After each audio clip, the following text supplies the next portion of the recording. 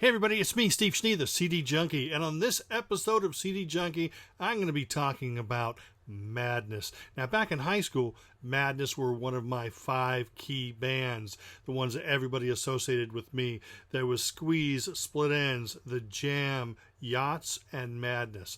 Those 5 bands, and I think I've done videos on all the other bands. This time I'm talking about Madness. Now, Madness was a 7-piece band. There was Chaz Smash on vocals, there was Suggs on lead vocals, there was Chrissy Boy on guitar, Betters on bass, El Tomo on saxophone, Monsieur Barceau on keyboards, and Woody Woodgate on drums. Now, those aren't their real names. I'll probably tell you their real names later. These musicians had such a chemistry. They were all really young. They were still in their teens.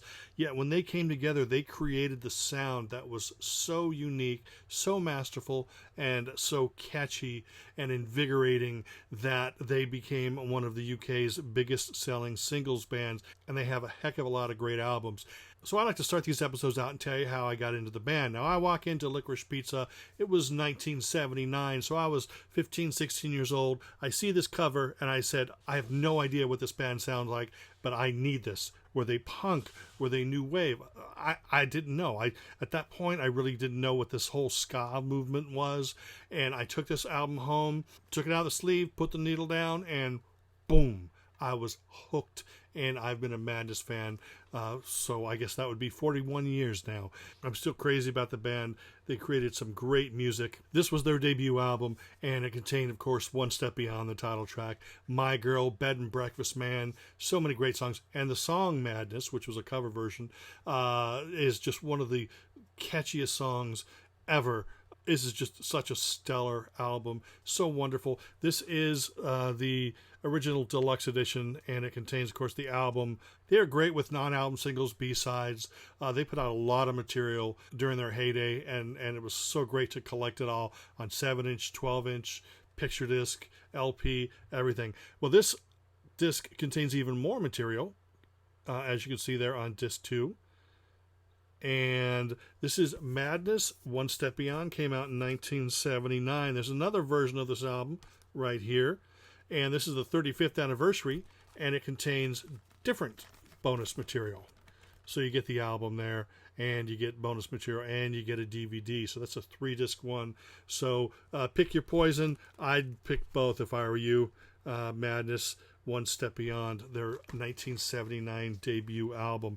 October 10th, 1980, I was in driver's ed class after school. In there for, I don't know, the class was probably about an hour long. I didn't care about learning how to drive. All I wanted to do was hop on my bike, which I did after driver's ed, drove to Licorice Pizza, the local record store, and I bought absolutely their second album. And this, I think, is actually better than One Step Beyond. One Step Beyond has great tracks. I'm not knocking it at all. I just fell in love with every track on this album. Things like Baggy Trousers, Embarrassment, Ernie, Disappear. It's just, and look at that. It's just chock full of album tracks, bonus B-sides, and lots more material. There's a live show. This came out in 1980. Stellar, absolutely. They were moving away from the ska thing from One Step Beyond, and they were sort of doing more classic British pop, British music hall. They were taking more cues from songwriters like Ray Davies and guys like that, rather than just doing ska, blue beat type stuff. This is an absolutely stellar album, absolutely, by Madness. Now, I saw them on this tour in May of 1981, and they did songs that I had not yet heard that were from their next album. And that next album would be the album 7. And this is yet another great collection of songs. This is probably my favorite Madness album. Is it the best album? No, I'm not saying it's the best album, but it's probably my favorite because there's, a lot of memories attached to this. I had heard some of these songs live, months before the album actually came out. It's got Grey Day, it's got Pack-a-Mac, Cardiac Arrest, Shut Up, Mrs. Hutchinson, and look at all the bonus tracks. In fact, you're going to notice down there, it's got It Must Be Love. Now, of course, everybody knows the song It Must Be Love by by now. It's strange because they were releasing singles from this album. They'd released Grey Day, and I think maybe Shut Up might have been the next single. And then they put out It Must Be Love in the middle of the campaign for this album. But the song was not originally on the album. It was just this random single they put out in the middle of the string of singles. I think the next single then was Cardiac Arrest. But it was amazing. It was just this great single. This album, 7, came out in 1981. And lots of great bonus material on there as well, so check that out. In 1982, they followed that up with probably their biggest album up to that point, an album called The Rise and Fall. And this is another great album. I don't think it's as great as the first 3, although critically and commercially it was a much bigger success because it had Our House and it had Tomorrow's Just Another Day. Now, of course, here is the deluxe version with more bonus tracks, more bonus material, some great non-album singles and B-sides, and it's absolutely fantastic. This is 1982, and this was just a huge record for Madness. Now, the U.S. label decided not to release this in America. What they did is they took the best songs, or what they considered the best songs, off of this album, and then they added some older songs, and they created an album called Madness. And that album, of course, had It Must Be Love and Our House, and it became a big hit in the U.S., and they had a couple of MTV hits, and did really well for them. 1984, they put out the album Keep Moving, but right before this album came out, they released some great singles, Wings of a Dove and The Sun and the Rain. And then this album came out, but by the time the album came out, keyboardist, pianist, Monsieur Barzo, Mike Barson, had quit the band. So he's on the album. He's pictured there. But he was no longer a member of Madness. Now, this is the deluxe edition, and it has more bonus tracks. And this is, I think this is probably equal, if not a little bit better than Rise and Fall, although a lot of people are going to disagree with me. This got, Victoria Gardens on it, and Samantha, and I think this is a really good album. They were becoming more mature, less silly, less goofy, and I think a lot of people just wanted them to stay the same band they were on One Step Beyond, and absolutely. But they were getting older, and their personalities were changing, and their likes and dislikes were changing, just like everybody else. So I enjoyed the band moving and evolving and changing, because I was as well, except I stopped maturing when I was about 16, so I've been this way for about 40-something years. I happen to have in my stack the American version, and they added Wings of a Dove and The Sun and the Rain to the American version of the album. There's another great song on this album called Michael Caine, which is fantastic. But then without Mike Barson in the band, then things sort of started changing, and like I said, they were evolving, and out comes the album Mad Not Mad, which was a dark album. It was not the madness that everybody wanted to hear. Everybody wanted to hear goofy, but they were going through changes. One of the band members had left, and so that chemistry was immediately just tossed out the window, and they had to create a new chemistry out of the remaining 6 band members. Now, this is the expanded edition, of course. I think one of their best songs ever is Yesterday's Man, and that's on this disc. Tears You Can't Hide is another great song. Uncle Sam. And this one, as you can see, has 2 CDs and a DVD. I think it's a fine album because they're great songwriters, and it does work. I think that they were sort of starting to realize that maybe it was time to move on. And after this album, the band officially broke up. They put out one more single. Mike Barson came back to the band to record their final single called Waiting for the Ghost Train, another one of their finest tracks.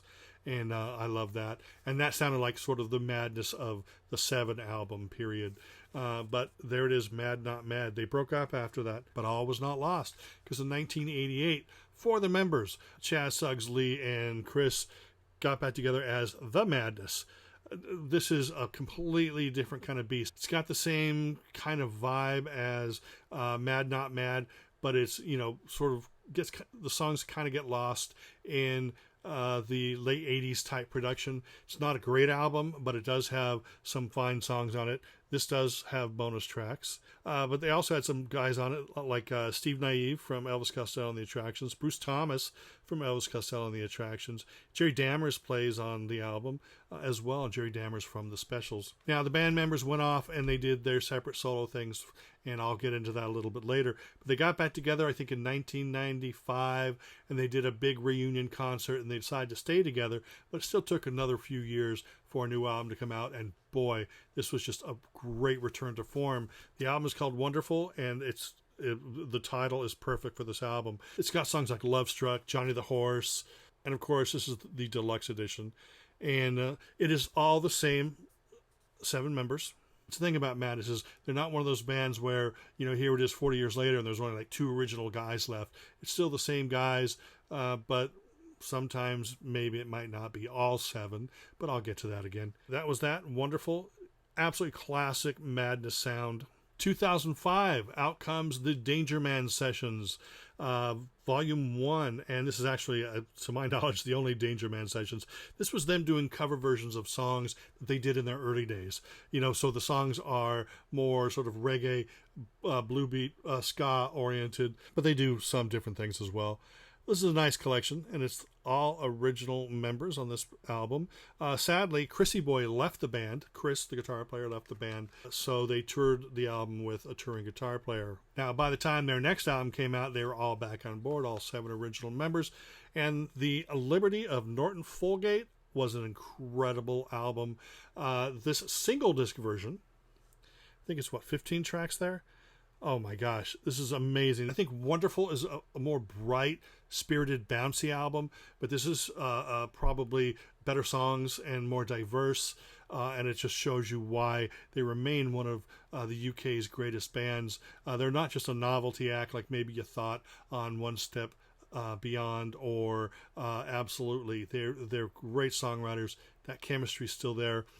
There's that. There's also a version that I have that is a 2-disc version of The Liberty of Nortonfulgate, and it has 7 bonus tracks. There's also another version of this that I think has a DVD with it, and then there's another version on top of that that has the vinyl and the 2 CDs and the DVD. But this is as far as I went. 3 years later, Betters is out of the band, at least temporarily, and they put out the Wee Wee CC Ya Ya Da Da album, and this is a very diverse album. Now, pretty much everything that came before, except the album by The Madness, was produced by Clive Langer and Alan Winstanley. Here they sort of branched out a little bit. There's still some Clive Langer, and again, they were trying new and different things. So that's an album to look out for. Now, it took another 4 years, but out comes the album Cant Touch Us Now. Now, this album here, Betters is back in the band, but Chaz Smash, also known as Carl Smith, also known as Cathal Smith, he left the band. And so, again, chemistry is a little bit different, but it's still very much Madness. So there it is. It does have classic Madness sound, and you definitely need to check that out. Now, that's the last Madness studio album. This was 2016. As far as I know, Cathal is still not back in the band, so it's the other 6 guys. Now, some of the members went off and they did solo stuff. Of course, Suggs put out The Lone Ranger. This album came out in 1995. He had a hit with Simon & Garfunkel's Cecilia, and also he does I'm Only Sleeping on that, the Beatles song. This is the extended version, so you see a bunch of bonus tracks on there. He followed that up in 1998 with an album called The Three Pyramid Club. And there's that. And that's it with his solo career, to my knowledge, apart obviously from his books and DVDs of his speaking engagements and stuff. He also produced, does anybody remember the band The Farm? And they had a big hit called Groovy Train, and they're one of the Manchester bands. Suggs produced that, but he produced it under his name, Graham McPherson. That's his real name. Let me see. Now, Chrissy Boy, Chris Thompson, and Lee Thompson, El Kixo Saxo, or El Tomo, whatever you want to call him, they went off and they formed a band called the Nutty Boys, which was Madness's nickname. And this sort of takes off, I guess, kind of like in the sound of that album by The Madness. It's like an updated Madness sound. It doesn't sound like Madness. It sounds like Chris and Lee together, but it's fine. The album's called Crunch, and from what I could tell is they actually changed the name of the band then to Crunch and maybe released another single or two. I don't know if they actually made a full album. But Lee has gone off and he has formed the Lee Thompson Scott Orchestra. This album is called The Benevolence of Sister Mary Ignatius. Came out in 2013. And the easier to pronounce album title, Bite the Bullet. And of course, Chas Smash, under the name Cathal Smith, he put out this album in 2014, I believe. It's called A Comfortable Man. This is a wonderful album, but it's very depressing. It's very sad. Songs written from a very personal point of view, but it's absolutely wonderful. But it's not something you want to put on when you want to hear the hippity-dippity sounds of Madness. But it's an absolutely fabulous album. Woody Woodgate, the drummer, he went off and he joined Voice of the Beehives. He was their drummer during their first few years before he jumped back into Madness again. But he's also been a part of a duo with his brother called the Magic Brothers, which I've never owned that CD. But there is an album just under his name. That album came out in 2015. It's called In Your Mind, and it's really good. It's him and his brother and some other people. I have it on CD, but I couldn't find it in time to make this video. Same with Mark Bedford, the bass player. He was in a band called Butterfield 8, which is more of a jazzy band. He formed that band with the Higsons, Terry Edwards, who's more sort of an avant-garde jazzy type musician, very talented guy. And they had a band called Butterfield 8, and I could not find the CD in time to make this video, but I do own it. And he was also in a band called Bloomsday with Chris Thompson from Friends Again, and also with a couple former members of Lloyd Cole and the Commotions. So anyway, that is it for this video. I hope that maybe you learned a little bit. I hope I inspired you to say, oh, I got to check out Madness. I'd like to dedicate this episode to my friend from Canada, Mike Mason, who is in the process of building a Madness collection that's bigger than mine. I'm sure most of you have a Madness collection that's bigger than mine, but I purposely did not include any live albums. Every compilation is great. There's one called The Lot. There's one called The Business, and it's just, you just need to track down as much Madness as you can. It's tonic for the soul. Thank you for allowing me to babble about Madness. Appreciate you hanging out. I appreciate you. And until the next time, remember me. I'm Steve Schnee, the CD Junkie.